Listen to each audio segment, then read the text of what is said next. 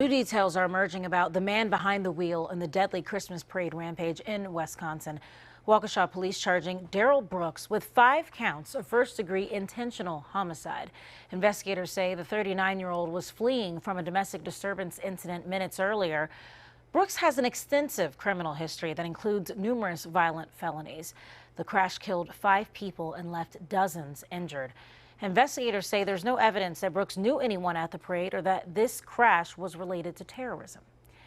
And Philadelphia police tell us that their security plans for Thursday's Thanksgiving parade are designed to prevent similar incidents. Philadelphia police say they are confident and they're not planning any changes in response. But a lot of people, they have some concerns and questions after what happened in Wisconsin, and understandably so. So we want to bring in Joe Sullivan, who's the chief of Homeland Security and counterterrorism for the Philadelphia police. And you were in charge of doing security for events like parades. Yes, for many years.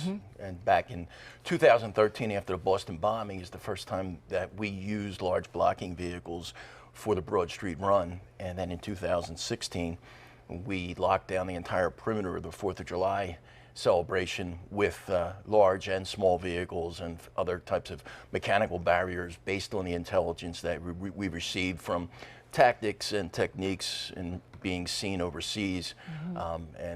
Regrettably, just 10 days after we did that, there was the attack in Nice, France, utilizing a vehicle where there was a horrendous number of injuries. So, which was kind of similar to what happened in Wisconsin. Someone took a vehicle and plowed through a crowd. Correct. And we don't know the exact motive. It appears that this is a criminal incident, not a terrorist incident. But it really doesn't matter.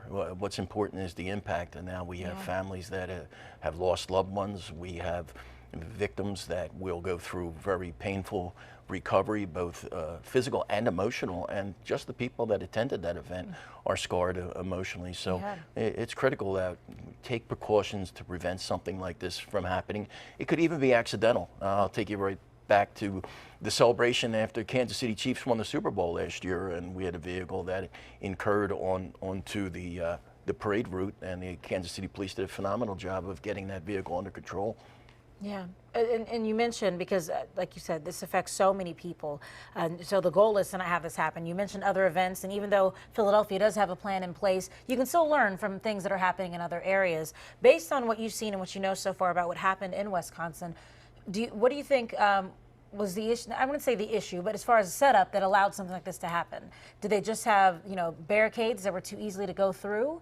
Because it didn't look like, I know Philadelphia has the large vehicles, but it didn't seem as if they had that. Now, they were utilizing wooden barricades, and wooden barricades are designed to tell lawful people that the road is closed and who will simply turn away. But obviously they offer no protection against someone who's intent on committing a criminal act, or even someone that's having a medical emergency.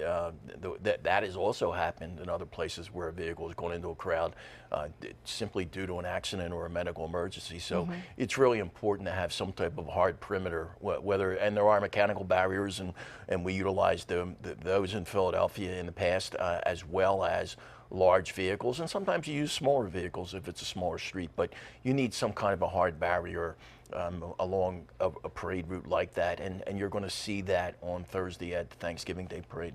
When it comes to, because I can't imagine the work that goes into making sure you secure a large, open air event like this, what are some of the main things that you think about when you're trying to protect? Because there's crowds, there's lots of ways that people can come in and out. It just seems like there's so many factors. Correct. So in terms of vehicles, you just make sure that you have every avenue where a vehicle can enter. That could be anything from another large vehicle to a motorcycle. And would you have that different? Because here's a parade route here. So you just have them at the beginning of it and the end, or just in different along the way, so folks can't come in through? All along the way, so no one can enter into that route. And even the vehicles in the parade will have to report to a screening location at a specific time, and they'll be screened, and they'll check the identification of the driver and confirm that that vehicle belongs in the parade, and that vehicle will be screened for explosives and other dangerous items before it's allowed onto the parade route. Of course, there's always, the threat goes beyond vehicles. There'll be officers in the crowd. And that's the other thing I was going to ask. You probably have to have a large presence of police officers just on the street there. Exactly. They'll be on foot. They'll be on bicycles. They'll be on motorcycles. Some will be in plain clothes. You won't be. You won't know they're there, but they'll be watching. They'll be doing behavioral detection, looking for someone or something suspicious in the crowd. And that's the idea, that if anyone's there with bad intent, they really won't know who are the police, who are not the police, how many police are there. But everything always goes back to the public. The public is the most important force multiplier for law enforcement.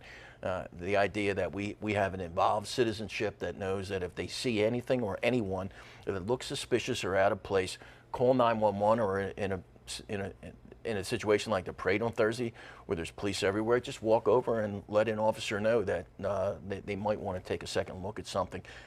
That's how things get prevented. And obviously, if you have someone in your family or your circle of friends that is suddenly acting suspiciously or saying disturbing things, that's not something to be ignored. You pick up the phone and you call 911. Or you reach out to the Federal Bureau of Investigation, and I can assure you that's going to be very quickly investigated. And there have been attacks that have been prevented that way, but That's true.